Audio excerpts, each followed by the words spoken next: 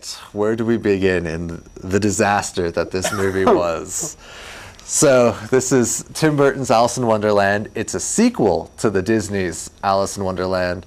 Alice returns to the Wonderland, who's now changed their name to Underland, and she runs across all the same old characters that were there from the first one, and they've all changed in some way versus being much more involved in her life than they were in the original, or going from fat sleeping dormice to freaking Despero from Tale of Despero. You know, sword-wielding super mouse. Yeah. Which was, I think, the most. And then it's got a good cast in it, though. Johnny Depp. The usual Burton crowd. His wife, Helen Bonham Carter, who's... Crispin Glover. And then the no-name Mia Wasikowska, who's kind of... This is her big breakthrough role. And is it? No, yeah. Yeah, okay. You gave a look. I mean, I gave a look because if this is supposed to be a breakout role, then I don't think she broke anything. Gotcha. But it still was very poorly delivered. Yeah, everyone never... There was no really memorable character other than Johnny Depp because he's so quirky, but it was just all of his old characters kind of with a different outfit. Yeah, just kind of a mishmash of the weird Johnny Depp character. But based off of Tim Burton's past, you know, where everything is his own idea, lots of originality and stuff, to readapt this other idea, it did not work at all. And it followed every goth cliche in the book. I mean, it was like Tim Burton just said, oh, I'm going to walk into Hot Topic and see what we can do with Alice in Wonderland based off Hot Topic. Based on what'll sell at Hot Topic, yeah. And it was also, I think a big problem with this movie is it was the overhype. I mean, everyone's like, Tim Burton, Alice in Wonderland, yes! And then then it became like the Batman syndrome where it's now cool to not like it. Yeah, well, I think unlike Batman, where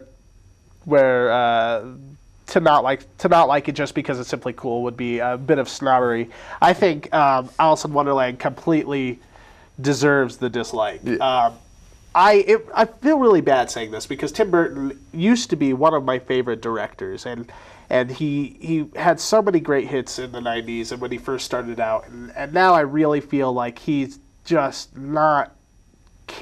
doesn't care anymore. Ever since Big Fish, which I think was his last good movie, he's just kind of just throwing very typical sort of stuff at that. His look and his style is still there, but the stories have absolutely nothing really there to deliver. And Alice in Wonderland, I think, is so far the rock bottom of his career. Well, yes. I'll go so far as to say it was worse than the Planet of the Apes remake. Oh. I gave this one a C-. What did you give it? C+. Just, definitely nothing to it. You know, you watch it once, you're good. Oh, I saw this in theater, and I couldn't believe how bored I was throughout the whole thing. The plot just seems to sort of meander. I mean, I could deal with the fact that, okay, this isn't the same Alice in Wonderland. That, you know, going into it, I wanted Alice in Wonderland. I wanted her to, you know, to see the old story that we all know, but see it in this new style and realized in a realistic way. And that's not what you get. You get Alice in Narnia. Yeah. Which, you know, she goes in there and she has to be the savior of Wonderland or something like that. And all of these characters who originally were antagonizing her are now helping her. Yeah. And then there's kind of a mishmash of story ideas from the books from Alice in Wonderland and Through the Looking Glass. They kind of mix ideas. Like Helena Bonham Carter, who plays the Red Queen, is kind of a weird mix between the Red Queen and the Queen of Hearts, which are actually two different characters. Yeah. And the movie just doesn't seem concerned with those kinds of things at all. And nor does it really matter because basically this is just a huge Johnny Depp vehicle. Yeah. I mean, poor Mia, who just is about as boring can be on film, is given no kind of realization in the movie. She's not even paid attention to, even though she's the main character, because, you know, the camera's so tightly focused on the Mad Hatter character, which is supposed to be a supporting character. Yeah.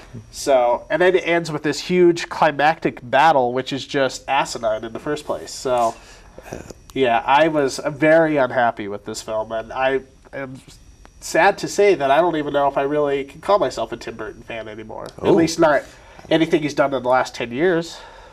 Well, maybe he'll pleasantly surprise us in the near I hope future. so. I hope he. Should call him out like Robert Rodriguez. I am. Tim Burton and Johnny Depp, you guys need to break up for a while because you're actually just stifling each other creatively.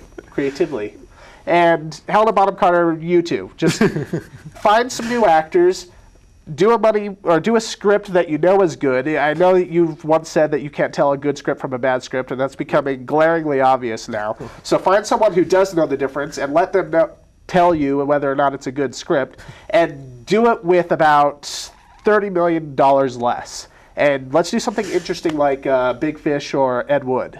Ed Wood was awesome. Yes. Definitely. Tim Burton movie to check out, Ed Wood. Ed Wood, yeah. Which couldn't be any more different from Alice in Wonderland. Very much so.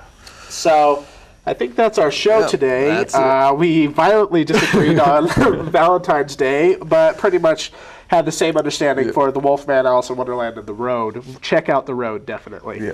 Yeah. Before we go, I just want to throw a shout out to a web series I've kind of found online, stupidformovies.com. They have a live broadcast, somewhat similar to what we do here, but it's interactive, too. You can Skype in and be able to talk to two real LA critics, and sometimes they have celebrities on, too, and you can sort of interact with them, too. And it's sort of a great little online secret right now because not a lot of people are going there, so you can still get in without being in a huge queue forever and stuff like that. So every Thursday at 9 o'clock our time, go to stupidformovies.com. They do reviews for movies coming out in the week. They do movie news with the popular internet celebrity Chad Vader. And they do a little section they call Buy, Rent, or Burn, where you can tell them what movies you should buy, rent, or burn. So it's a fun little series, and I've been enjoying it quite a bit lately. So Okay. And also don't forget to check us out on youtube.com/Videoclerks. see you next week.